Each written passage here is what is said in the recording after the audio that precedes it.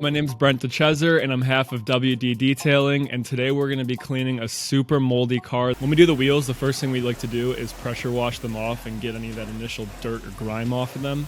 We have some heavy acid that we'll use if it's really bad, but we don't use it on painted rims. And then we'll go ahead and we'll agitate it with a brush, and then we'll go ahead and pressure wash it away. So for the exterior, because it had been sitting out for so long, over time, if you don't clean it, grime will get attached to the paint. So we just went ahead and we pressure washed everything out. We put paint safe degreaser all over the paint. We let it sit for about 2 to 3 minutes, and then we pressure washed it again. And then we'll go ahead and we'll use the foam cannon. So the foam is just a car soap, and you just put it into a foam cannon and you attach it to your pressure washer. It acts as a lubricant for any dirt that's on the car. So when you go to wash it, you're really minimizing how much scratching can happen to the paint. And then we'll go ahead and we'll use our microfiber mitts to wash it and then spray it off.